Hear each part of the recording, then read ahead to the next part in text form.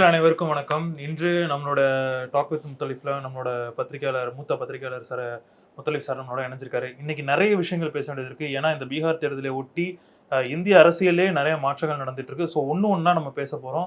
வாங்க நிகழ்ச்சிக்குள்ள போகலாம். வணக்கம் சார். வணக்கம் சார். நேற்று வருவாய்த்துறை ஊழியர்கள் நாங்கள் எங்களுக்கு பணி சுமை அதிகமாக இருக்கு, அதனால நாங்கள் வேலை நிறுத்தம் அறிவிக்க போகிறோம், அண்டு நாளையிலேருந்து நாங்கள் வேலை எதுவுமே பண்ண மாட்டோம் அப்படின்னு சொன்னாங்க.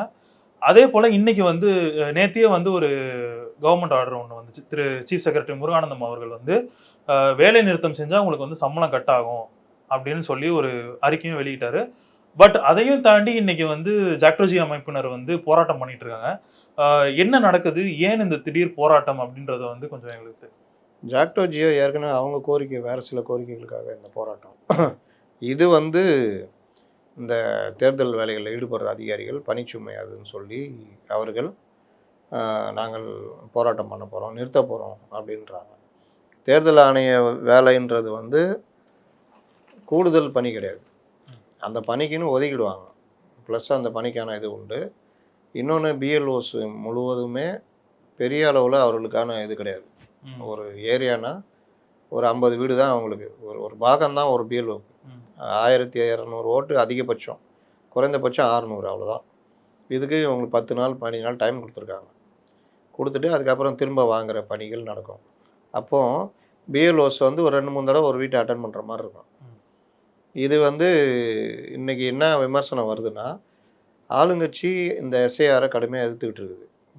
ஆனால் இது மக்கள்கிட்ட கொண்டு போய் சேர்க்குற வேலையை நடந்துருச்சு. கிட்டத்தட்ட 6 கோடி பேர்கிட்ட போய் சேர்ந்துருச்சு. அப்போ பொதுமக்களுக்கும் இந்த விஷயங்கள் ஒரு மேட்டரே கிடையாதுன்றத சமூக வலைதளங்கள், சமூக ஊடகங்கள்லாம் எல்லாருமே போட்டாங்க. அந்த ஃபார்ம் ஃபில்அப் பண்ணுறதுலாம் ஒரு மேட்டரே இல்லை அப்படின்னு. அப்போ அது பண்ணிக்கிட்டு இருக்கிறாங்க. இவர்கள் தேர்தல் ஆணையத்தை எதிர்த்து, இந்த நடவடிக்கை எதிர்த்து கோர்ட்டுக்கு போயிருக்காங்க. கோர்ட்டும் மாநில நீதிமன்றங்கள் விசாரிக்கக்கூடாதுன்னு சொல்லிட்டு உச்சநீதிமன்றம் தான் விசாரிக்குது. அப்போ தமிழ்நாட்டில் இவர்கள் சொன்ன கோரிக்கையை நோட்டீஸ் கொடுத்து தேர்தல் ஆணையம் பதில் சொல்லியிருக்காங்க. இந்த ஒர்க்கு இப்போ தேவையில்லை அப்படின்றது தான் அவங்களுடைய ஒரே இது. ஆனால் இங்கே பிரச்சாரம் பண்ணுறதுலாம் வேறு. குடியுரிமையை பறிச்சிருவாங்க, கொண்டு போய் வெளிநாட்டில் தள்ளிடுவாங்கன்ற அளவுக்கு. ஆதார் கார்டு நம்பர் இல்லாமல் ஆக்கிடுவாங்க, ஆதார் இருக்காது. இதுன்னு இப்போ லேட்டஸ்ட்டு பூமர் நம்ம ஆதவ அர்ஜுனா பேசியிருக்காரு. அப்போ இந்த மாதிரி பொய் பிரச்சாரங்கள் தான் அதிகமாக நடக்க தவிர, கோர்ட்டில் போய் சொல்கிறது டைம் கம்மியாக இருக்குது, டைம் பீரியடு, அதனால தான் நாங்கள் எதிர்க்கிறோம் அப்படின்னு. டைம் பீரியடை பற்றி கவலைப்பட வேண்டியது தேர்தல் ஆணையம். 2 மாதன்றது 1 மாதம் தான் அவங்க டைமு, 2 மாதன்ற வரைக்கும் நீளும். அப்போ 2 மாதன்றது வரைவு வாக்காளர் பட்டியல் அதில் இல்லைன்னா தான் மற்ற விஷயம். இந்த பீரியடில் கட்சிக்காரர்கள், பூத் ஏஜென்ட்டுகள்னால் அதான் வேலை, இறங்கி தங்களுடைய கட்சியுடைய கட்சின்னு இல்லை, வாக்காளருடைய வாக்குகளை பாதுகாக்கிறது, அவங்க இது பண்ணுற ஹெல்ப் பண்ணுற வேலையை பண்ணணும். அப்போ இவர்கள் அதை பண்ணுறதுக்கு ஒரு பக்கம் இறங்கிக்கிட்ட இன்னொரு பக்கம் எதிர்க்கிறேன்ற பொருள் பண்ணிகிட்ருக்காங்க. இப்போ என்னென்னா, இந்த பணிகள் இப்போ பாஜக சார்பில் நயினா நாகேந்திரன் கூட குற்றம் சாட்டியிருக்காரு. இந்த பணிகளை முடக்குவதற்காக அரசே தூண்டி விடுது அரசு ஊழியர்களை. இந்த கேள்வி தான் அடுத்து சொல்லதான். ஏன் அப்படின்னா, எனக்கு ஒரு முரண் ஒன்று தோணுச்சு. இதே அரசு ஊழியர்கள் தான் உங்களுடன் ஸ்டாலின் இருக்கட்டும், நலம் காக்கும் ஸ்டாலின், இந்த மாதிரி எல்லாத்துக்கும் அவங்க தான் வேலை பார்த்தாங்க. ஆனால் இப்போ இந்த எஸ்ஏஆருக்கு பண்ணுறதுக்கு மட்டும் எங்கேருந்து உங்களுக்கு பணிச்சுமை அதிகமானுச்சு அப்படின்ற ஒரு வேலை திமுக அரசே இதை கிளப்பி விடுதா அப்படிங்கிற ஒரு டவுட்டும் எங்களுக்குள்ள நிறைய வந்துச்சு. அதை தான் நயினா நாகேந்திரன் போன்றவர்கள் சொல்கிறாங்க, இந்த பணிகளை முடக்கணுன்றதுக்காக அரசு ஊழியர்களை தூண்டி விடுறாங்க அப்படின்னு. ஆதரவாளர்கள்லாம் இருப்பாங்கல்ல, ஆதரவு சங்கங்கள், இந்த மாதிரி இதெல்லாம் பண்ணலைன்னா தேர்தல் ஆணையம் நடவடிக்கை எடுக்கும். தேர்தல் ஆணையம் உச்சபட்ச அதிகாரம் கொண்டது. அதோடைய ஒர்க்கருங்களை, அரசு ஊழியர்களை தான் அவங்க பயன்படுத்துவாங்க. அது பண்ணலைன்னா அது பெரிய குற்றமாக கருதப்படும், சார்ஜ் எல்லாம் கொடுப்பாங்க. அதனால் அது போக போக என்னன்னு பார்ப்போம். இந்த ப்ராசஸ் போய்கிட்டு இருக்குது. அப்போ இந்த ஜாக்டோஜி அமைப்பினர் போராட்டம் செய்வதற்கான காரணம் என்ன? இப்படி இது ரெண்டுமே ஒரு பேலன்ஸே இல்லாத மாதிரி போயிட்டு இருக்குது. ஸோ அந்த அட்மினிஸ்ட்ரேஷன்ல ரொம்ப குளறுபடிகள் ஏற்படுதுங்கிறது அவங்களுக்கு தெரியலையா திமுகவுக்கு? ஜாக்டோஜிய போராட்டம்ன்றது அவர்கள் பல்வேறு கோரிக்கைகளை வச்சு ஒவ்வொருத்தரும் அவங்க இது பண்ணிட்டு இருக்கிறாங்க. அது அடையாளப்பூர்வமான போராட்டமாக இருக்கும், அது தனியாக நடக்கும். இது திட்டமிட்டு இதை முடக்கிறதுக்கான வேலை நடக்குது அப்படின்றது தான் குற்றச்சாட்டு. ஓகே. ஸோ அடுத்த விஷயமா என்ன பார்க்கணும்னா, இப்போ இந்த பீகார் எலெக்ஷன்ஸ் நடந்துச்சு. இந்த பீகார் எலெக்ஷன்ஸோட ரிசல்ட்டு ஒட்டுமொத்த இந்தியாவிலையும் இருக்கிற அரசியல் பார்வையும் மாற்றி ஒரு விஷயத்துலையும் அந்த பீகார் எலெக்ஷனோட தாக்கம் இருக்குது அப்படிங்கிறத நான் பார்க்குறேன். ஏன் அப்படின்னு பார்த்தீங்கன்னா, இப்போ ரீசெண்டாக நடக்கிற விஷயங்கள் எல்லாமே அந்த பீகார் எலெக்ஷனால தான் நடந்துகிட்டு இருக்கு அப்படின்ற மாதிரியான விஷயங்கள் எனக்கு தோணுது. ஸோ ஃபஸ்ட்டு இந்த கர்நாடகாவில் நம்ம எடுத்துக்குவோம் சார். கர்நாடகாவில் எம்எல்ஏக்கள் வந்து டெல்லியில் முகாமிட்டு இருக்கிறாங்க அப்படின்னு சொல்லி இன்னைக்கு தினமலரில் ஒரு ஃபுல் டீட்டெயில் ரிப்போர்ட் ஒன்று கொடுத்துருந்தாங்க. கர்நாடகா எம்எல்ஏக்கள் முகாமிட்டு இருக்கிறதுக்கும் பீகார் எலெக்ஷன்ஸுக்கும் என்ன சம்மந்தம் அப்படிங்கிறது எனக்கு புரியல. இது கொஞ்சம் நீங்களே தான் சம்மந்தம் இருக்கு நீங்க இப்போ நீங்களே இல்ல சம்மந்தம் சார், நான் என்ன கேட்குறேன்னா பீகார் எலெக்ஷன்ஸ்ல நடந்ததுக்கும் இங்க நடக்கிற, ஏன்னா காங்கிரஸ் தான் இங்க வந்து ஆட்சியில இருக்கிறாங்க, திடீர்னு காங்கிரஸ் எம்எல்ஏக்கள் போய் டெல்லியில முகாமிடுறதுக்கான காரணம் என்ன? அது காங்கிரஸ்க்குள்ள கோஷ்டியும் பிரிக்க முடியாது, காங்கிரஸும் கோஷ்டியும் சொல்லுவாங்க. சித்தராமையா வந்து 2.5 வருஷம் தான் முதலமைச்சராக இருக்கும், அப்புறம் டிகேஎஸ்ன்னு சொன்னாங்க, டிகேஎஸ் விட்டு கொடுத்தாரு. இப்போ அங்கே சித்தராமையா தொடர்றாரு. இந்த பிரச்சனைகள்லாம் பெருசாகிட்டே போகுது. அதனால் டிகேஎஸ் கையில் கட்சி அந்த இது முதலமைச்சர் பதவி ஒப்படைக்கணும்னு ஒரு பக்கம், சித்தராமையாவுக்கு எதிரான விஷயங்கள் போகுது. காங்கிரஸ் தொடர் தோல்வியை சந்தித்து வர்ற காரணத்தினால அது மேலே நம்பிக்கையும் அவர்களுக்கு இருக்கிறவங்களுக்கு குறைய ஆரம்பிக்கும். அவங்களுக்கு குறைந்தபட்சம் இருக்கிறதுனா தென் மாநிலங்கள் மட்டும்தான் காங்கிரஸுக்கு பெரும்பாலும். வட மாநிலங்களில் பெரும்பாலும் இழந்துட்டு வராங்க. தென் மாநிலங்கள்லேயே இது தப்பி பொழைச்சி வந்தது தான் இது கர்நாடகா. அடுத்து கேரளா ஒரு வாய்ப்பு கிடைக்கும்னு வச்சிங்களேன், இதுதான். அதனால் காங்கிரஸ் வந்து எல்லா இடத்துலையும் நீங்கள் எங்கெங்கெல்லாம் இருக்கோ அங்கெல்லாம் கோஷ்டி. தமிழ்நாட்டில் இல்லையா இருக்கு. தமிழ்நாட்டில் செல்வ பெருந்தகை ஒரு கருத்து சொல்கிறாருன்னா, அழகிரி, ராஜேஷ்குமார், திருச்சி வேலுசாமி, மாணிக் தாகூர் எல்லாரும் ஒரு குரூப்பாக இருக்கிறாங்க. அதனால் இப்போ தமிழகத்தில் என்ன நிலைமை, ஒரு டீம் வந்து விஜய் கூட கூட்டணின்னு உருட்டிகிட்டு இருக்கிறாங்க. இவருக்கு அது சங்கடம், யாருக்கு, செல்வ பெருந்தகைக்கு சங்கடம். இன்னொரு பக்கம் இதை பயன்படுத்தி காங்கிரஸ் பீகாரில் அடி வாங்கினதை பயன்படுத்தி சீட்டை குறைக்கலான்னு இது டிஎம்கே ட்ரை எல்லாம் ஓப்பனாகவே அறிக்கை விட ஆரம்பிச்சிட்டாங்க. ஆமாம், அது உண்மை தான். நீ வாங்குகிற சீட்டில் ஜெயிக்கிற மாட்டேங்கிற, அப்புறம் எதுக்கு சீட்டு கேட்டு வாங்குற அதிகமாக அப்படின்னு. அப்போ அந்த ஒரு பிரச்சனை இருக்குது. கூட்டணி கட்சிகளை நாங்கள் வச்சுக்கிட்டு தான் ஜெயிக்கிறோம், அது 10 ஆண்டுகளாக இருக்கும்னு அன்பில் பேசுகிறோம். ஏன்னா இப்போ நான் எதாவது அடுத்த கேள்வி தான் இருக்கேன். இப்போது 3 பக்கத்துலேருந்தும் ஒரு இது வருது. இப்போ செல்வ பெருந்தகை அவர்கள் சொல்கிறாரு நாங்கள் வந்து சீட்டு கம்மி கேட்க மாட்டோம்னு. அதே போல் இன்னொரு தரப்பில் வந்து இன்னைக்கு தினமலரில் ரிப்போர்ட் ஆகிருக்கிறது, ராகுல் காந்தியும் விஜயும் பேசினார்களா, கூட்டணி பேச்சு நடந்துச்சா அப்படின்னு சொல்லி அது ஒரு ரிப்போர்ட் தனியாக இருக்குது. இப்படி ஒரு மிக்ஸ்டு சிக்னல்ஸ் ஏன் சார் வந்துக்கிட்டே இருக்குது? தேர்தலை ஒட்டி வரும் நேரத்தில் இதெல்லாம் வரும். காங்கிரஸு இவ்வளோ நாளாக எனக்கு என்னென்னு காங்கிரஸ் கூட்டணி கட்சிகள்லாம் இவர்கள் என்ன பண்ணாலும் கேட்காத அளவுக்கு ஜால்ராவாக போயிட்டு இருந்தாங்க. இப்போ தேர்தல் நெருக்கத்தினால இவர்கள் மேலே இப்போ கொஞ்சம் இது பண்ணாலே வருது.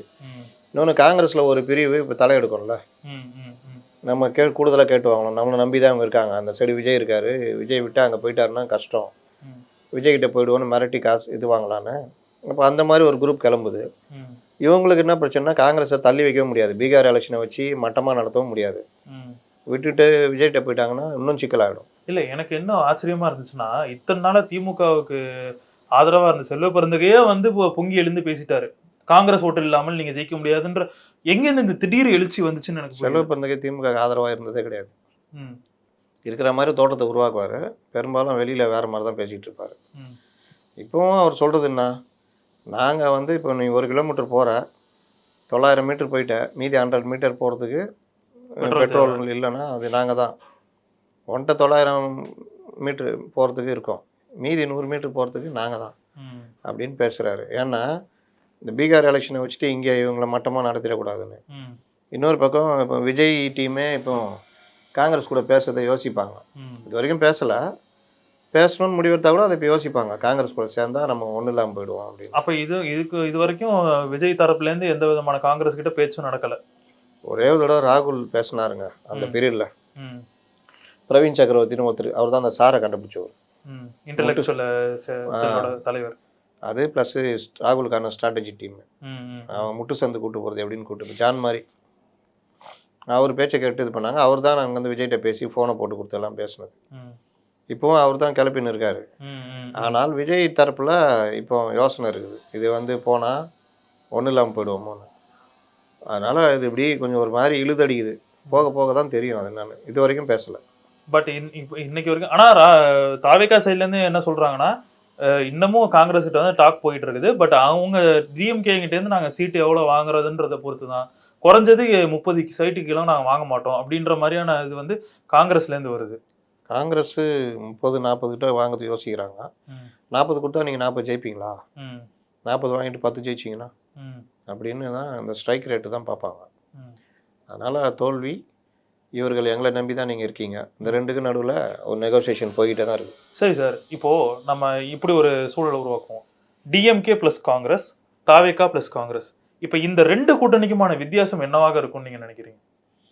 டிஎம்கே ப்ளஸ் காங்கிரஸ் வழக்கமாக போய்கிட்டு இருக்குது. காங்கிரஸ்னால் காங்கிரஸ் மட்டும் இல்லை, கூட்டணி கட்சிகள்னு. தாவேகா ப்ளஸ் காங்கிரஸ்னால் இன்னொரு மக்கள் நல கூட்டணி தான். பெருசாக எதுவும் சாதிக்க முடியாது. பல தடவை பேசியாச்சு. காங்கிரஸ் தூக்கிலாம் தான் சுமக்கணும். தாவேகாட்ட அந்த பலன் கிடையாது. காங்கிரஸுக்கு செலவழிக்கணும், ஒவ்வொரு தொகுதிக்கும் செலவழிக்கணும், அதுக்கும் பலன் கிடையாது, பலம் கிடையாது. அதனால் அந்த கூட்டணின்றது பொருந்தா கூட்டணி தான். இவர்கள்னால் எல்லாத்தையும் பார்த்துக்குவாங்க, இன்னும் சீட்டு எண்ணிக்கை குறைப்பாங்க. குறைச்சாலும் வெற்றி வாய்ப்பு இருக்குது. அதனால் காங்கிரஸ் இங்கே வந்து வெளியே வராது. பட் காங்கிரஸ் ஒரு நேஷனல் பார்ட்டிங்கிறதுனால அவங்க நேஷனல் லெவலில் யோசிப்பாங்களே தவிர்த்து இந்த மாதிரியான சின்ன விஷயங்களை யோசிக்க முடியாதுன்னு சொல்கிறீங்களா? இப்போதைக்கு வாய்ப்பு இல்லை. பட் இப்போ யோசிக்காமல் இருந்தால் காங்கிரஸோடைய அந்த அழிவுன்றது வந்து ஆல்ரெடி இந்திரா காந்தி அம்மையார் போட்ட இதை வந்து இவங்க அப்படியே நீட்சியாக கொண்டு வந்து 10 சீட்டில் நிப்பாட்டிடுவாங்கல்ல. காங்கிரஸுடைய அழிவு வந்து அவர்களுடைய செயல்பாட்டில் தான் இருக்குது. தப்பாக எடுக்கிறது இல்லை, அதுக்கு கூட்டணிலாம் காரணம் இல்லை. அந்த முடிவில் வந்து அசம்பிளி சீட்ஸையும் கொஞ்சம் இன்க்ரீஸ் பண்ணாங்கன்னா ராஜ்யசபாவோட பார்ட்டிசிபேஷன் 60 சீட்டு நின்னீங்கன்னா ஜெயிச்சிங்க பீகாரில். சார் பீகாரோட நிலைமை வேற, இங்கே இருக்கிற மாட்டாங்க. 63 சீட்டு கொடுத்தாரு கலைஞர், சண்டை போட்டு வாங்கினாங்க, 5 சீட்டு ஜெயிச்சாங்க. அன்னைக்கு நிலைமை வேற சார். இன்னைக்கு வந்து திமுகவோட அந்த கூட்டணின்றது ரொம்ப பலமா இருக்குன்ற மாதிரி இருக்கு. பலமா இருக்கு, பலம் இழந்து போய் நிற்கிறாங்க. ஏன் அப்படின்னு நான் கேட்குறேன்னா, இந்தியா கூட்டணியில் முக்கியமான அங்கம் வகிப்பது வந்து திமுக. அப்படி திமுக இருக்கும்போது இங்கே காங்கிரஸுக்காக வந்து செயல்பட்டு அந்த குறைஞ்சது இப்போ 18 சீட்டில் இருக்கிறாங்க, குறைஞ்சது அடுத்து கொஞ்சம் எக்ஸ்டெண்ட் பண்ணால் ஒரு 25 சீட் வரைக்கும் ஜெயிக்க வைக்கிறதுக்கான வேலையை பார்ப்பாங்கல்ல. யார் பாப்பா? திமுக வந்து பார்ப்பாங்கல்ல, பார்க்கணும். கூட்டணி கட்சி இதை பண்ணி பார்க்கணும்ல. நீங்கள் கேட்ட கேள்வியே முரணா இருக்கு. கூடுதல் சீட்டு இவங்க ஏன் கேட்பாங்க? பாஜக இது காங்கிரஸ் ஸ்ட்ரைக் ரேட்டு கம்மியாக இருக்குது, அப்புறம் எப்படி கூடுதலாக கொடுப்பாங்கன்னு நான் கேட்குறேன். நீங்கள் வந்து காங்கிரஸ் வந்து 25 சீட்டு எக்ஸ்ட்ராவை ஜெயிக்க வைப்பாங்கன்னா திமுக பைத்தியமா? காங்கிரஸ் கூடுதல் சீட்டு கொடுத்து ஜெயிக்க வைக்க பார்க்குறதுக்கு குறைச்சி கொடுத்து எவ்வளோ இது பண்ணி நம்ம அதிகமாக நிற்கணுன்றது தான் திமுக பார்க்கும். இன்னொன்று, வலுவிழந்த கூட்டணியாக மாறிக்கிட்டே வருது. காங்கிரஸுக்கு மரியாதையே இல்லை. அப்புறம் இருக்கும்போது எப்படி காங்கிரஸுக்கு அதிக சீட்டு கொடுக்க பார்ப்பாங்க? கம்மியாக தான் கொடுப்பாங்க. ஸோ இப்போ இந்த தாவேகாவோட கூட்டணிக்கு போகிறதுன்றது ஒர்த்லெஸ்ஸு, அண்டு டிஎம்கேவோட கூட்டணிங்கிறது ஒரு ஜஸ்ட் ஒரு அந்த பிடிப்பை வச்சிருக்குன்ற எல்லா கட்சியும் ஒன்றா இருக்காங்கல்ல. அப்போ அதை விட்டு இவங்க மட்டும் தனியாக வந்தால் இந்தியா கூட்டணியும் பாதிக்கும். 40 எம்பி 25 எம்பி திமுக இருக்காங்க, அதுவும் பாதிக்கும்ல. ஸோ இதை தொடர்ந்து சார் அந்த பீகாரோட எலெக்ஷன்ஸோட பாதிப்பாகவே திரு நரேந்திர மோடி அவர்கள், நம்மளோட பிரதமர் நரேந்திர மோடி அவர்கள் வந்து 19ஆம் தேதி, அதாவது நாளைக்கு இங்கே கோவையில் வந்து விவசாய மாநாடுகளை கலந்துக்கிறாரு. அண்டு இன்னொரு விஷயமும் என்ன நடந்திருக்குன்னா, 20ஆம் தேதி நிதிஷ்குமார் அவர்கள் பதவி ஏற்கிறாரு. அதுக்கு வந்து திரு இபிஎஸ் அவர்களை வந்து அழைச்சிருக்காங்க, அதிமுக இபிஎஸ் அவர்களை வந்து அழைச்சிருக்காங்க. ஸோ இந்த 2 விஷயத்தையும் நம்ம எப்படி பார்க்குறது? இங்கே வந்து இபிஎஸ்சி சந்திக்கிறாரு, சேம் இபிஎஸ் அவர்கள் போய் பீகாரில் போய் அழைப்பு. பிரதமர் மோடி இங்கே வர்றது ஒரு விவசாய இது மாநாடு, அது அரசியல் இது கிடையாது. ஆனாலும் சந்திப்பு வரும்போது இவருக்கு கூட்டணி கட்சி தலைவர்ன்ற முறையில் இவங்க சந்திப்பாங்க. அதுக்கு முன்னாடி கூட்டணி இறுதிப்படுத்தணும்னு சொல்லிட்டு தான் நேற்று கூட பிரேமலதா வாசன்ட்டெல்லாம் பேசியிருக்காங்க, ஒரு பாசிட்டிவ் இது தாட்டு கொடுக்கறதுக்கு. ஒருவேளை பிரேமலதா கூட வர சொல்லியிருக்கலாம். இது ஒரு பார்ட்டு. என்டிஏ கூட்டணியில் இருக்குன்ற அடிப்படையில் பீகாருடைய இதுக்கு இவரை எடப்பாடி பழனிசாமி கூப்பிட்டுருக்காங்க.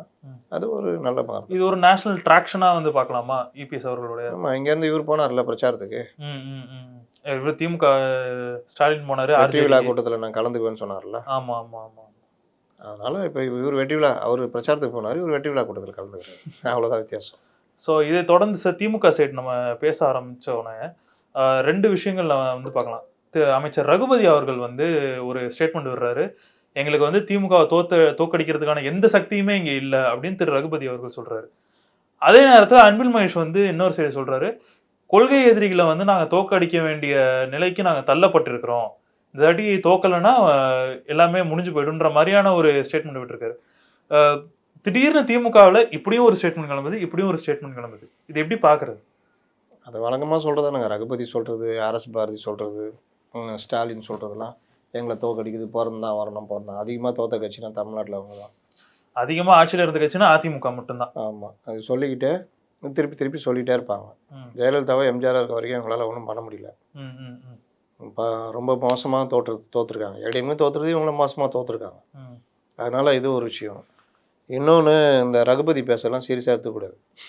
அது வழக்கமாக சொல்கிறது தான், டெம்ப்ளேட் வசனங்கள். ம். இவர் சொல்கிறது கொள்கை எதிரி தோக்கணும், நாங்கள் 10 வருஷமாக கூட்டணியில் இருக்கோம், அந்த கூட்டணி ஜெயிக்கும், ம். நாங்கள் கொண்டு போவோம் அதுன்றாரு. தேர்தல் நேரத்தில் இப்படிலாம் சொல்லிட்டு தான் இருப்பாங்க. ம். அறிவுனாது அறிவு விழா, அறிவு திருவிழா அறிவு திருவிழா நடத்திட்டு எங்களுக்கு மட்டும்தான் அறிவு இருக்குன்றாங்கல்ல, அது மாதிரி தான் இதெல்லாம். அதுக்கு வந்து திருமதி தமிழிசை சவுந்தரராஜன் அவர்கள் ஒரு விஷயம் கேட்டாங்க. அப்படியே எனக்கெல்லாம் என்னடா டப்புன்னு இப்படி கேட்டாங்களே, உண்மையை உணர்ந்துட்டாங்களோ அப்படின்னு. அதை நீங்கள் பார்த்தீங்களா சார் அவங்க பேசுனது? அறிவு இருக்கிறவன் தான் திருவிழா நடத்தணும்னா அறிவு இருக்கிறதா தான் டெப்டி சிஎம் ஆனீங்களா அப்படின்ற மாதிரியான கேட்டாங்க. இந்த அப்படி மாதிரி கேட்கல. அறிவு திருவிழா நடத்துறதை பார்த்து எல்லாருக்கும் இதாக இருக்குது, பொறாமையா பயப்படுறாங்க, இருக்கு. பேசுகிறாங்க. நாங்கள் அறிவு இருக்குது, அறிவு திருவிழா நடத்துகிறோம், ம். நம்ம கட்சி தான் கொள்கை ரீதியாக நிற்கிது, அதெல்லாம் பேசியிருந்தாரு. அப்போ அறிவு இருக்கிறது தான், அறிவார்ந்த இதில் இருந்து தான் நீங்கள் டெப்டி சிஎம் ஆனீங்களா? ம். அறிவார்ந்த செயல்பாடுகளால் தொடர்ச்சியாக உழைச்சி தான் வந்தீங்களா? இல்லையே, அப்பாவுடைய இதில் தான் நீங்கள் வாரிசாக தான் வந்திருக்கீங்க. வாரிசு கோட்டால தான் வந்திருக்கீங்க. அறிவார்ந்ததுன்னா பலர் இருப்பாங்களா? இப்போ ஸ்டாலின் வரும்பொழுது அறிவார்ந்த ரீதியாக இருந்தவர் வைகோ, ம். அவர் தான் நான் அவர் தான் அடுத்த இது ஆனால் பண்ணாரு. அவரை தோற்றி விட்டாங்க. ம். இந்த மாதிரி பலருக்கு பலர் பலி கொடுப்பாங்க. ஆனா இப்போ நீங்க வைகோ அவர்களை சொன்னதுனால சொல்றேன், அவர் பலி கொடுத்தது சரியோன்னு எனக்கு தோணுது சார். ஏன் அப்படின்னா நேத்தி வந்து அந்த இளைஞர் படைகளுக்கு வந்து இன்டர்வியூ எடுத்தாரு. அதுல போய் ஒரு பையன் வந்து கேட்டிருக்கான், நான் இன்டர்வியூல உட்காந்துருக்கேன், அவன்கிட்ட போய் நீங்க என்ன படிச்சீங்கன்னு கேட்டது, பிஏ இங்கிலீஷ் படிச்சிருக்கேன் அப்படின்னு. உங்களுக்கு வில்லியம் வேர்ட்ஸ்வொர்த் தெரியுமா, வில்லியம் ஷேக்ஸ்பியர் தெரியுமா, எந்தெந்த டிராமாவெல்லாம் உங்களுக்கு தெரியும், இதை போய் இளைஞர் படைக்காக வந்து கேட்டுட்டு இருக்காரு சார். இல்லைன்னா உனக்கு இதே தகுதியே கிடையாதுன்ற மாதிரி பேசுறாரு. ஒரு கட்சியில வராம ஒரு இளைஞனை வந்து அவனுக்கு தெரியுதோ தெரியலையோ அவனை அனுசரிச்சு கூட்டு போகணும், இன்க்ளூசிவா போகணும். இந்த மாதிரி பொது வழியில வச்சு அசிங்கப்படுத்துறதுன்றது எந்த மாதிரியான போக்கு வைகோ அவர்களை? ஆங்கில இலக்கிய நாடகம் நடத்துகிறாரு, அதுக்கு ஆள் எடுக்கிறாரு. வில்லியம் வேர்ட்ஸ்வொர்த்து, ஷேக்ஸ்பியரு, ஆங்கில இலக்கியம் படிக்கிறவங்க தெரிஞ்சுக்கணும். அது அவருடைய புலமையை அவன்கிட்ட காமிக்கிறாரு. இந்த காலத்தில் இளைஞர்கள் வர்றதே பெரிய விஷயம். பெரிய விஷயம். அது மதிமுகவுக்கு வர்றது ரொம்ப ரொம்ப பெரிய விஷயம். அவன் வர்றானா அவனை தேர்த்திக்கிட்டே அவனை அரசியல்படுத்திட்டு கொண்டு போகிற வேலையை பண்ணணும். இப்போ வயசாக இதாகிடும்ல.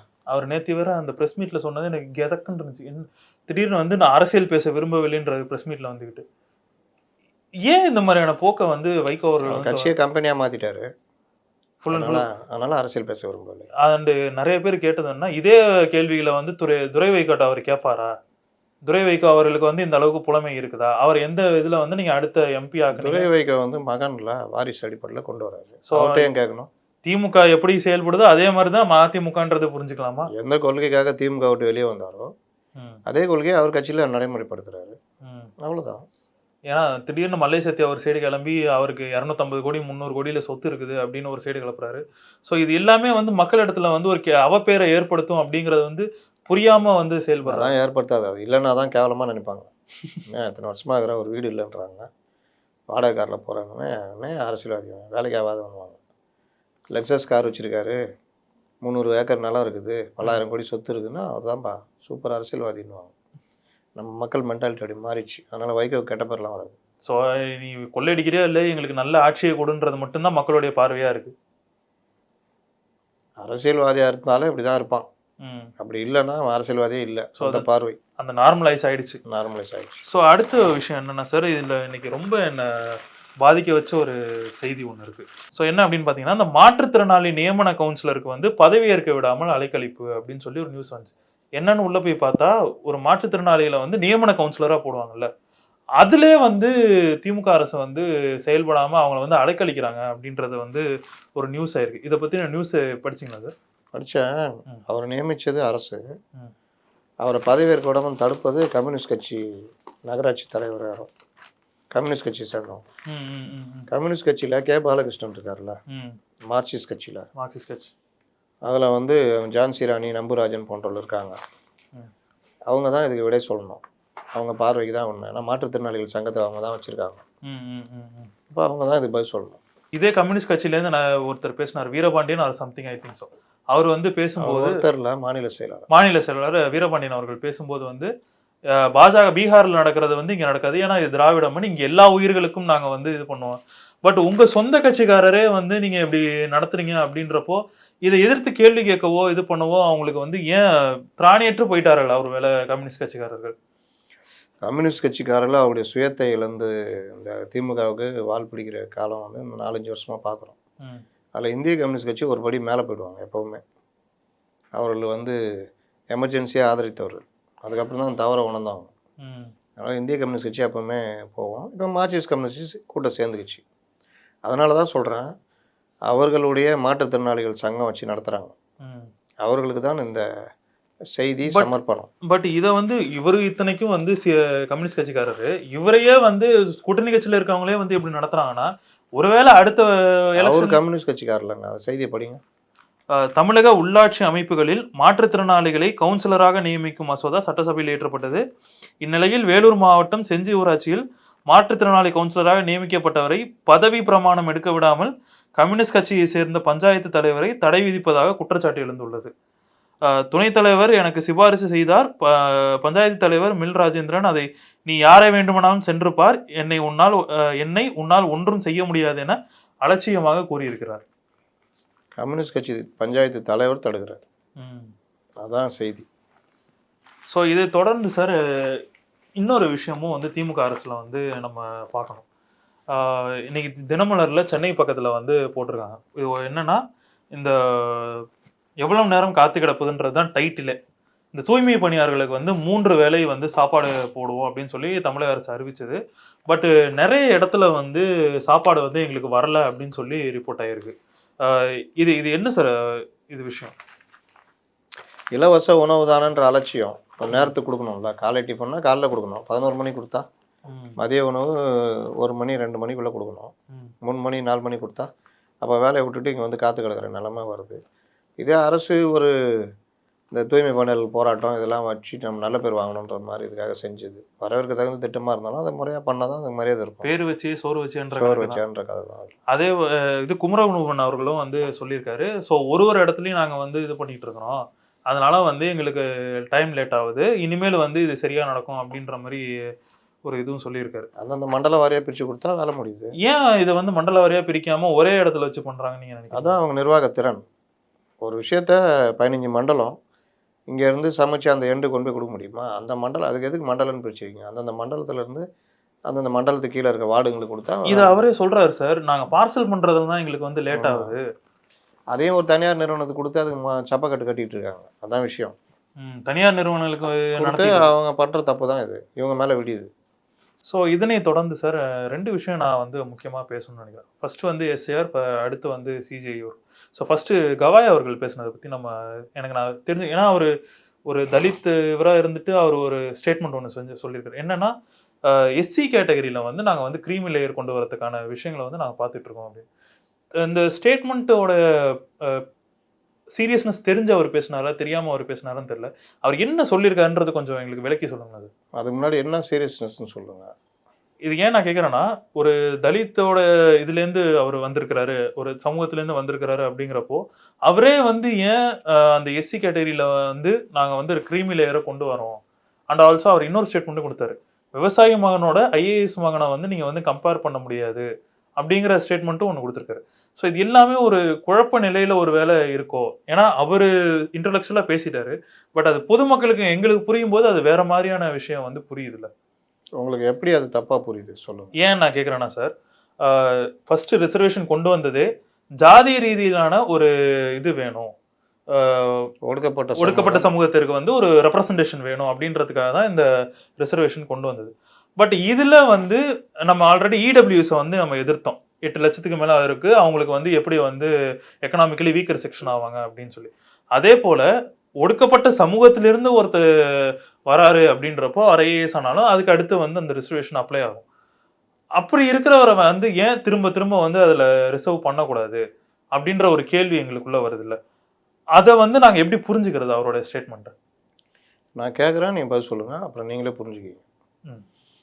நீங்கள் கஷ்டப்பட்டு நீங்கள் ஒரு பட்டியலினத்தை சேர்ந்தவர், நான் ஒரு பட்டியலினத்தை சேர்ந்தவர், நான் விவசாயி. நீங்கள் உங்களுக்கு முந்தைய தலைமுறையிலேயே கஷ்டப்பட்டு படித்து ஒரு அரசு வேலையில் சேர்ந்துட்டீங்க. உங்கள் வாழ்க்கை சூழ்நிலை வேறு மாதிரி ஆயிடுச்சு. நான் ஒரு விவசாயி, இல்லாட்டி ஏதோ ஒரு கூலி தொழிலாளி, ஏதோ ஒன்று, 2 பேருமே பட்டியலின சமூகம் சேர்ந்தவங்க. நான் என் பையனை எனக்கு வர்ற வருமானத்தை வச்சு ஒரு கவர்மெண்ட் ஸ்கூலில் படிக்க வைக்கிறேன். அவனுக்கு ஏதோ அந்த கல்வி கொடுக்குறாங்க. நீங்கள் பட்டியலினத்தை சேர்ந்தவராக இருந்தாலும் உங்கள் வாழ்க்கை சூழ்நிலை மாறிடுச்சு. மாதம் 1,00,000 ரூபா சம்பாதிக்கிறீங்க. உங்கள் பையனை ஒரு உயர்தர பள்ளியில் படிக்க வைக்கிறீங்க. நானும் பட்டியலினத்தை சேர்ந்தவன் தான், நீங்களும் பட்டியலினத்தை சேர்ந்தவர் தான், உங்கள் பிள்ளையும் பட்டியலினத்தை சேர்ந்தவர் தான், என் பிள்ளையும் பட்டியலினத்தை சேர்ந்தவன் தான். இதற்கு பிறகு ஒரு இன்டர்வியூ போகிறோம். அந்த இன்டர்வியூவில் இப்போ இந்த இடஒதுக்கீடு அடிப்படையில், பட்டியலின மக்களுக்கான இடஒதுக்கீடு அடிப்படையில் உங்கள் பையனும் போட்டி போடுறாரு, என் பையனும் போட்டி போடுறாப்புல. ஆனால் கல்வி வித்தியாசம் பார்த்தா நான் ஏழை, அதனால் என் பையனுக்கு ஓரளவுக்கு தான் என்னால் கொடுக்க முடியுது. ஆங்கில வழி கல்வியை சரியாக கொடுக்க முடியல.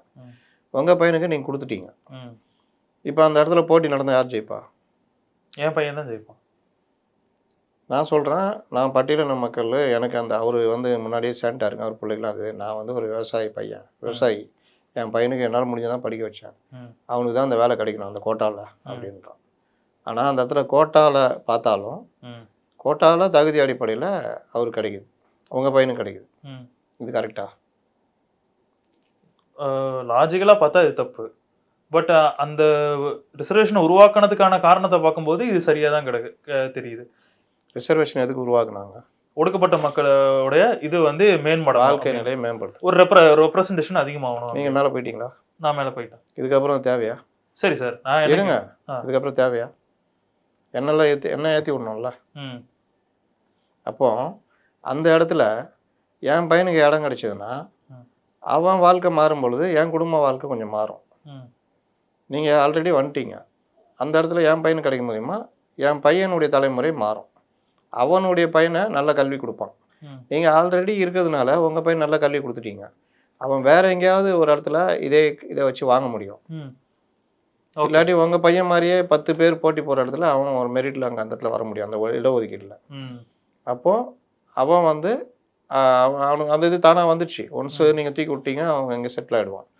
என் பையனுக்கு தான் அங்கே வாய்ப்பு கொடுத்தீங்கன்னா அவனுடைய தலைமுறை மாறும்.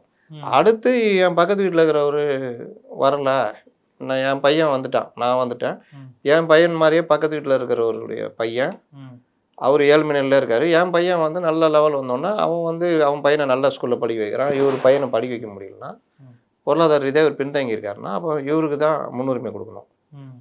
நீங்கள் 2 பேருமே, என் பையனும் சரி உங்கள் பையனும் சரி, இனி அதில் வரமாட்டாங்க. இது ஒரு சமத்துவம் தானே? சமத்துவம். இடஒதுக்கீடு தேவை.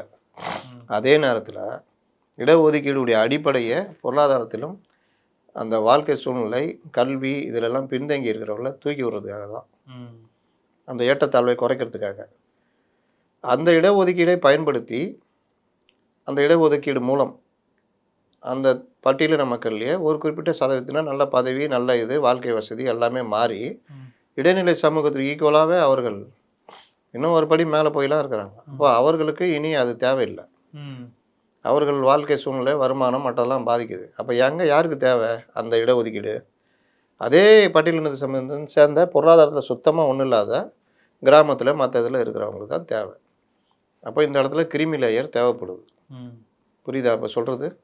புரியுது சார். இதை தான் கவாய் சொல்கிறார். இதே அவர்களை, ஏன்னா நேத்தி வந்து நான் ட்விட்டரை பார்க்கும்போது செம இது சார், சிஜிஐக்கு வந்து இதே இல்லை அப்படின்ற மாதிரி நிறைய விஷயங்கள் வந்துச்சு.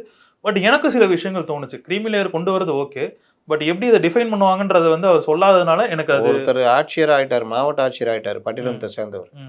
அவரும் பட்டியலினத்தை சேர்ந்த ஒரு கூலி தொழிலாளி பையனும் ஒன்றா? இந்த கேள்விதான். மாவட்ட ஆட்சியர்னா வாழ்க்கை சூழ்நிலை மாறிடுச்சு. அவர் அந்த இடத்து அதுக்கு மேலே அவருக்கு எதுவும் அவருக்கான மரியாதைங்கிறது வேற ஆயிடுச்சு. மரியாதை இல்லைங்க, வாழ்க்கை சூழ்நிலையே மாறிடுச்சு. வாழ்க்கை வசதிகள் மற்ற விஷயங்கள்லாம் மாறிடுச்சு. மரியாதைலாம் அப்புறம் எதுக்கு தேவை? நல்ல கல்வி கிடைக்கணும், நல்ல இது இருக்கும், பொருளாதார ரீதியாக இருக்கணும். அதெல்லாம் அவர் கிடைச்சிச்சு, அவர் பையனுக்கும் கிடைச்சிச்சு. கிடைக்க வேண்டியது இவங்களுக்கு தான். ஏன் கிடைக்கல?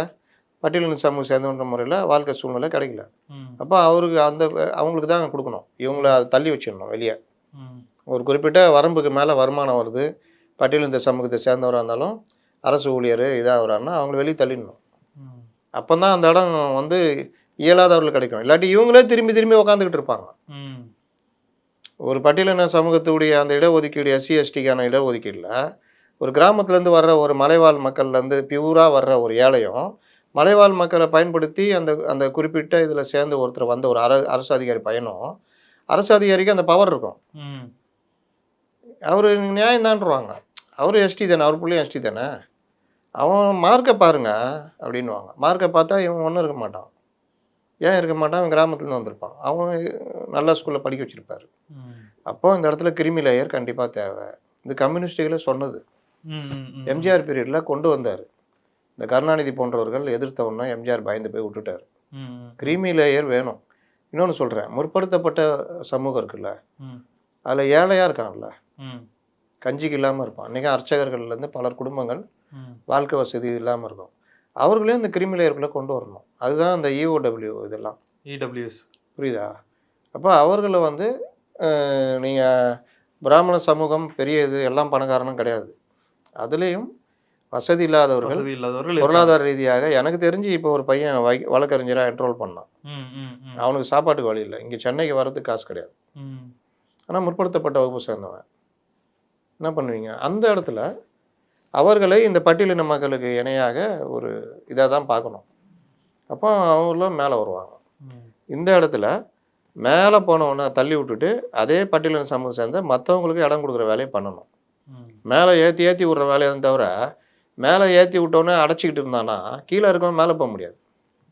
ஸோ இப்போ இந்த அடப்பை கிளியர் பண்ணுறதுக்கான ஒரு ஸ்டேட்மெண்ட். போயிடு, அடுத்தவன் மேலே வரணும். நீ தான் உன்னை தூக்கி விட்டாச்சு இல்லை, நீ பார்த்துக்கோ. இன்னைக்கு நீ என்ன அதே எஸ்சி கம்யூனிட்டி இதை வச்சுக்கிட்டு பஜனை பாடுறதுலாம் வேணாம். ம். இனி நீ மெரிட்டில் போ, மற்ற விஷயங்களில் போ.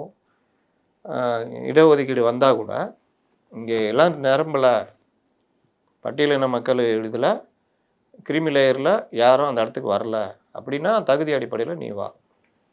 ஸோ இது ஏன் நான் கேட்குறேன்னா, இப்போ இதுவே வந்து ஒரு பிஜேபியோ இல்லை, ஏன்னா நேற்று ட்விட்டரை பார்க்கும்போது ஓபிஎஸ் வந்து கதற ஆரம்பிச்சிட்டாங்க.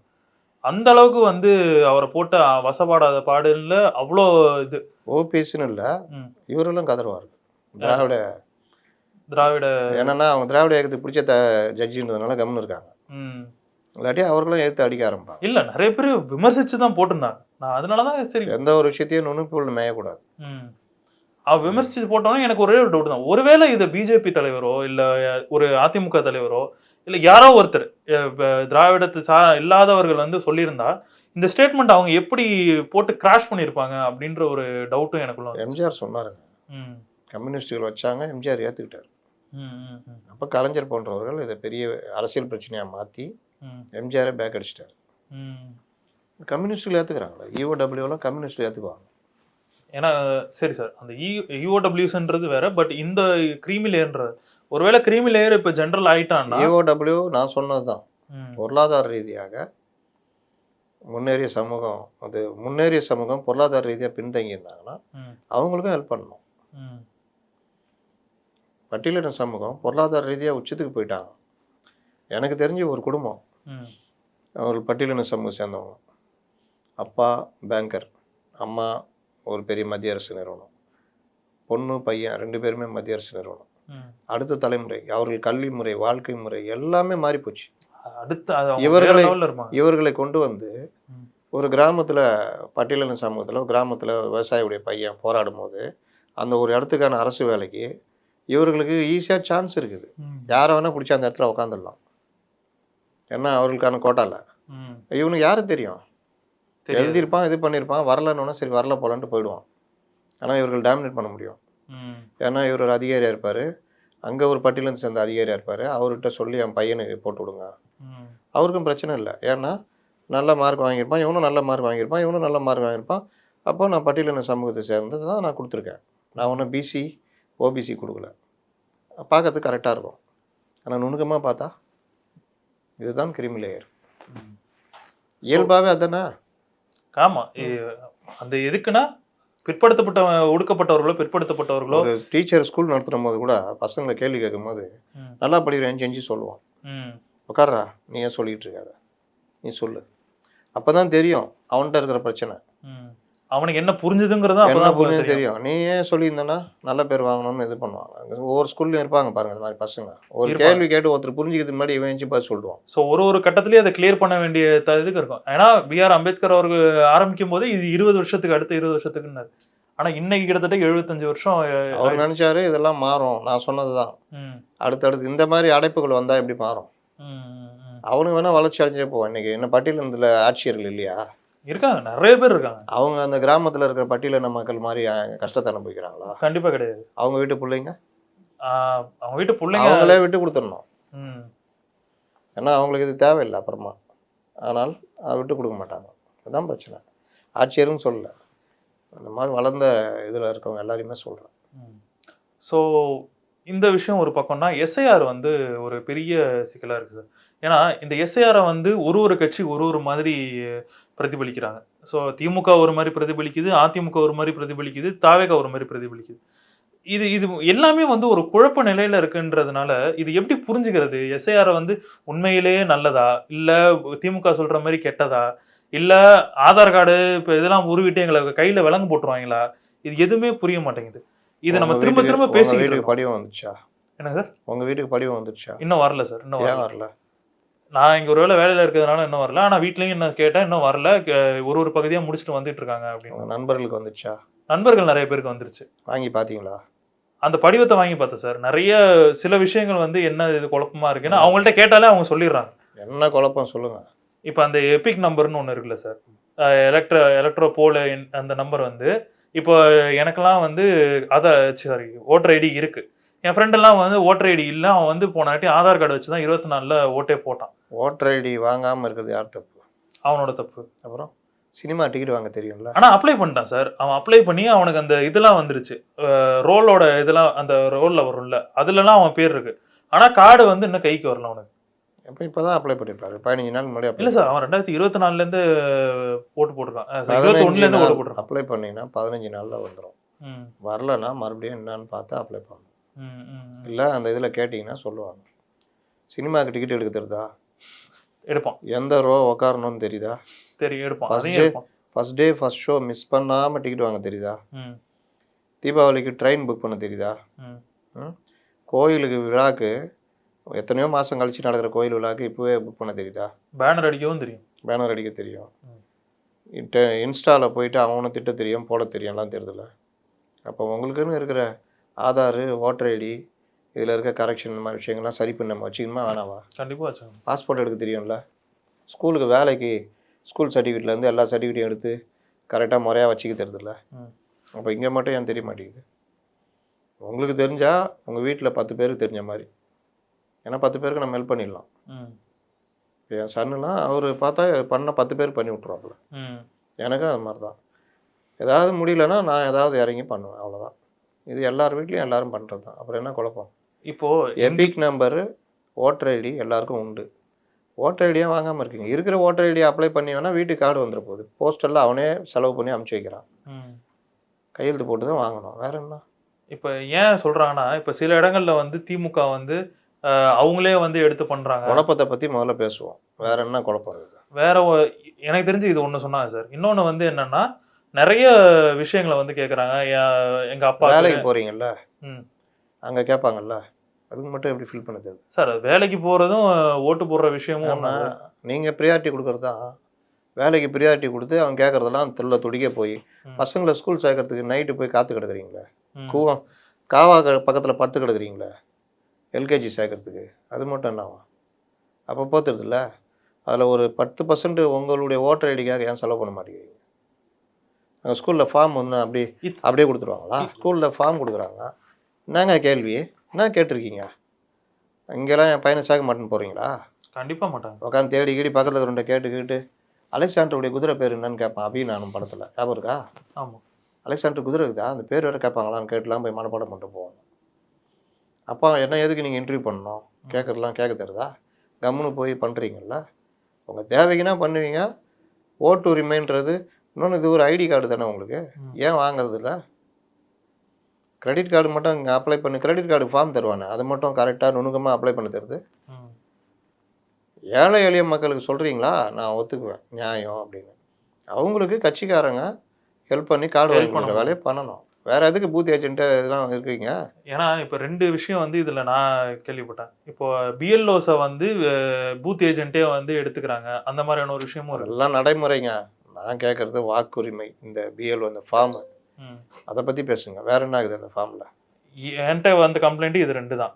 இதை தாண்டி இன்னும் நான் ரிப்போர்ட்டிங் போவேன். நான் அப்போ அங்கே இருக்கிற வந்து நான் கேட்குறேன், ஏன் நான் கேட்குறேன்னா, இப்போ 3 கட்சிகள் வந்து 3 விதமா ஆர்ப்பாட்டம் பண்ணிட்டுருக்காங்க. இப்போ தாவேகா ஒரு நிலைப்பாடு எடுக்குது, அதிமுக ஒரு நிலைப்பாடு எடுக்குது, திமுக ஒரு நிலைப்பாடு இருக்குது. திமுக, அதிமுக எடுக்கிற நிலைப்பாடுங்கிறது வேற. அதிமுக இல்ல எஸ்ஐஆர் நல்லதுன்னு பேசுது. திமுக இது கெட்டதுன்னு பேசுது. இது நடுவுல தாவேகா திமுக கிட்ட போய் கேளுங்க, கெட்டதுன்னு சொல்லலையே நாங்க அப்படி சொல்லலையே. இப்போ எடுக்கிறீங்க, இந்த காலகட்டம் கம்மி, ம், தேர்தலுக்கு பிறகு எடுங்க. கவர்மெண்ட் எடுக்கிற நடைமுறையில் இன்னும் நல்லது கெட்டது சொல்றதுக்கு ம். இது ஒரு ரினியூவல் தானே, செக் பண்றது தானே. இல்ல திமுகவிலேருந்து என்ன மாரி சொல்றாங்கன்னா, அது என்ன சிறுபான்மையினர் ஓட்ட வந்து நாங்க எடுத்துருவோம். பைத்தியக்காரன் 10ம் பேசுவான், அதுக்கெல்லாம் பதில் சொல்லிட்டு இருக்க முடியாது. என்ன சார் டப்புன்னு திமுக பைத்தியக்காரன்ட்டீங்க? பேசுறவனெல்லாம் பைத்தியக்காரன், ம். பூமர்கள் பைத்தியக்காரர்கள். ஏன்னா மொத்தமாக சிறுபான்மை நீக்கிட முடியுமா? நீக்க முடியாது. அப்புறம் எப்படி நீக்குவேன்னு சொல்றீங்க? ஆனா ஏன் இந்த மாதிரியான கட்டமைப்பு இந்த வந்து விவகாரத்தை கோர்ட்டில் போய் சொல்றீங்களா? சொல்ல முடியாது. சொல்ல முடியாத விஷயம்னா அப்போ நீங்கள் வந்து அரசியலுக்கு பேசுறது தானே, ஆமா. அப்போ பைத்தியக்கார உளறல் தானே. அதை பற்றி நம்ம ஏன் பேசணும்? கோர்ட்டில் என்ன சொல்லியிருக்கீங்க?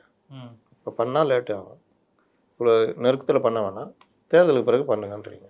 ம். அதுக்கு எல்லாருக்குமே உரிமை இருக்குது, நீதிமன்றம் தீர்மானிக்கிட்டோம், அது வேற. இவங்க வளர்றதுக்கெல்லாம் நம்ம எப்படி பதில் சொல்ல முடியும்?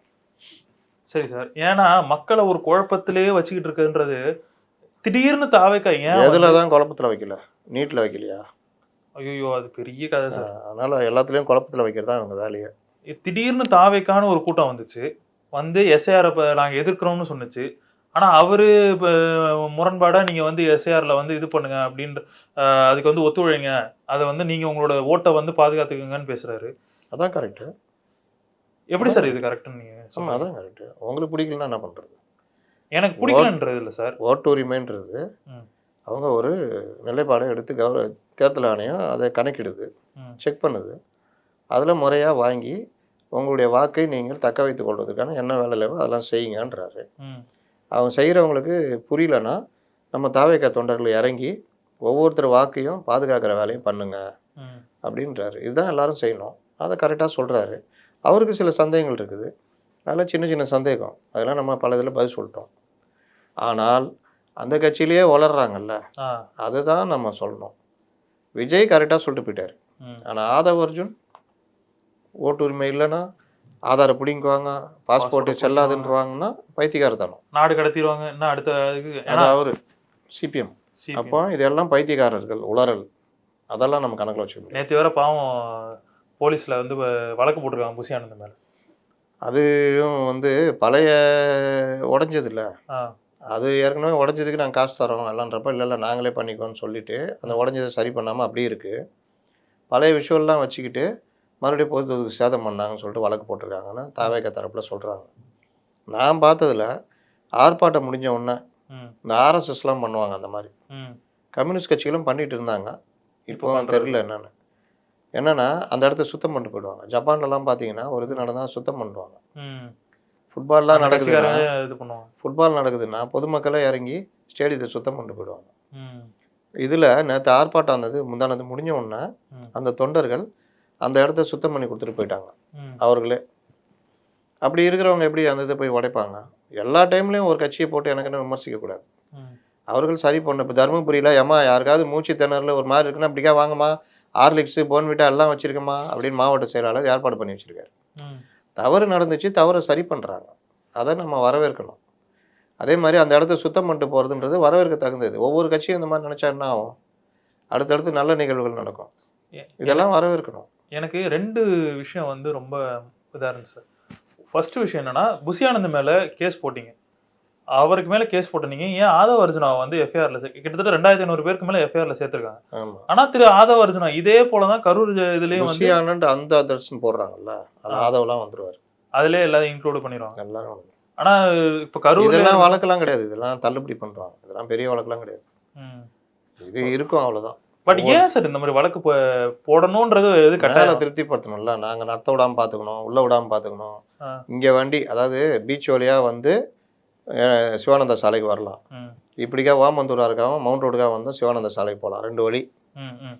இப்படி வர்றவங்கள பீச் ரோட்டில் போய் வண்டி விடுன்றது, ம். அங்கே இறக்கி விட்டோன்னே அப்படி வராங்கல்ல இப்படி வராது அப்படி போவான்றது. அப்போ இன்னும் எத்தனை கிலோமீட்ரு? வார் மெமோரியல் போய் கொடிமர சாலை வந்து 3.5 கிலோமீட்டர் கிட்ட சுற்றிட்டு வந்து வரணும்.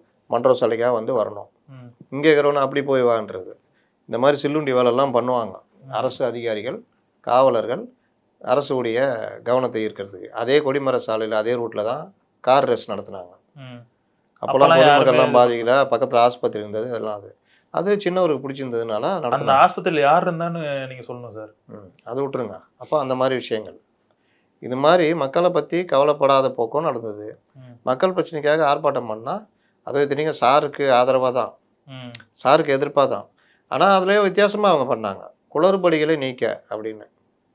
அப்போ அவங்களுக்கு நியாயம் இருக்குது அந்த கட்சிக்கு போராடுறதுக்கு, அந்த இளைஞர்கள்ட்ட அந்த விஷயத்தை கொண்டு போகிறதுக்கு.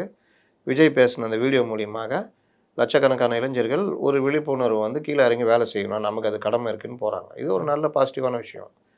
ஆனால் இங்கே இவர்களை ஆர்ப்பாட்டம் நடத்த விடாமல் தடுத்து என்ன பண்ண போகிறீங்க? அவன் நடத்துகிறதும் எஸ்ஐஆரை கண்டித்து தான் நடத்துகிறான், பேர் வந்துடக்கூடாதுல்ல. அதனால் அதெல்லாம் மீறி தான் நேற்று நடந்துச்சு. பல மாவட்டங்களில் அவர்கள் விகரஸாக அந்த விஷயத்தை கொண்டு போயிட்டாங்கன்றது தான் நம்ம இதில் பார்க்கணும். சரி, ஓகே சார். தொடர்ந்து தேர்தல் கிளம்பும் சூடு பிடிச்சிக்கிட்டு இருக்கு. தொடர்ந்து நம்ம பேச வேண்டியதுக்கும் நிறைய விஷயங்கள் வந்துக்கிட்டே இருக்குது. ஸோ தொடர்ந்து நாளைக்கு என்னென்ன அரசியல் அப்டேட்ஸ்ன்றதை பார்ப்போம். நன்றி சார். நன்றி.